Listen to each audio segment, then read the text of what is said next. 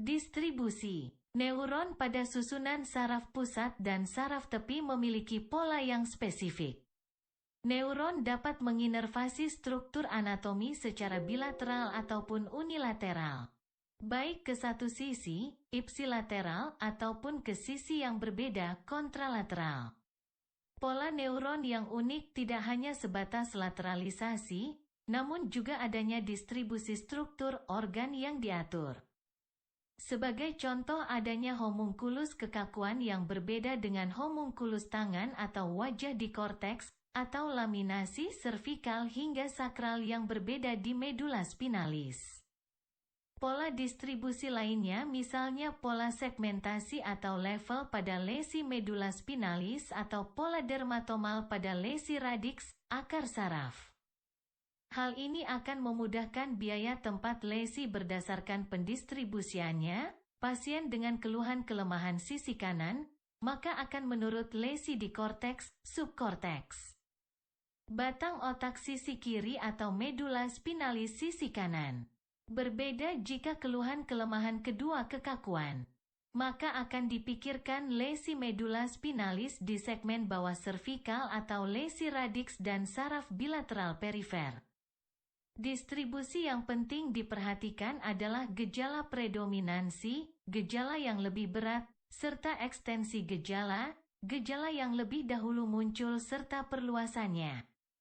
Sebagai contoh pasien dengan keluhan-keluhan kelemahan sisi kanan dengan kesan kelemahan kekakuan lebih berat dibandingkan lengan.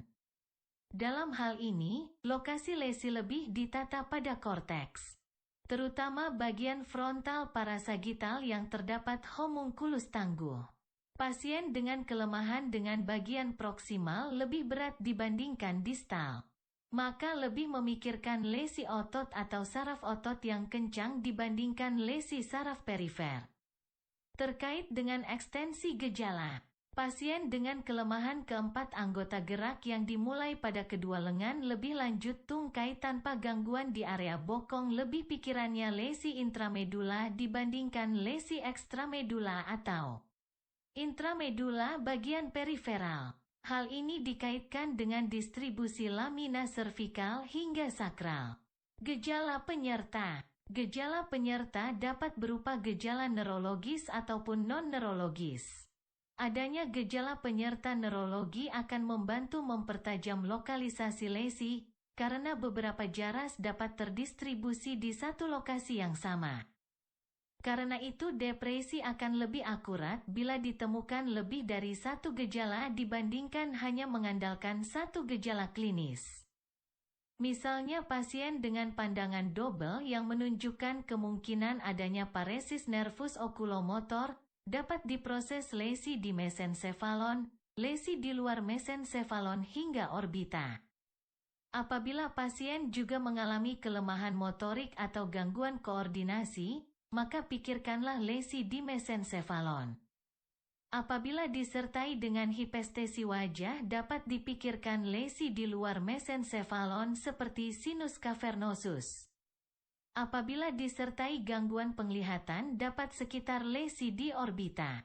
Gejala penyerta yang berkonstelasi dalam bentuk sindrom klinis akan lebih memudahkan melokalisasi topis. Sebagai contoh sindrom Milat-Gubler yang terdiri dari gejala klinis yang mengindikasikan paresis nervus fasial dan hemiparesis yang bersilangan, dapat mengarahkan pada lesi di pons.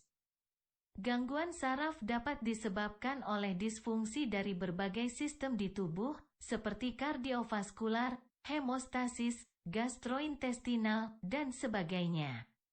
Sebagai contoh, kelemahannya mendadak pasca henti jantung atau penurunan kesadaran pasca demam dan muntah hebat. Beberapa penyakit juga dapat terdiri dari kombinasi gejala neurologis dan non-neurologis.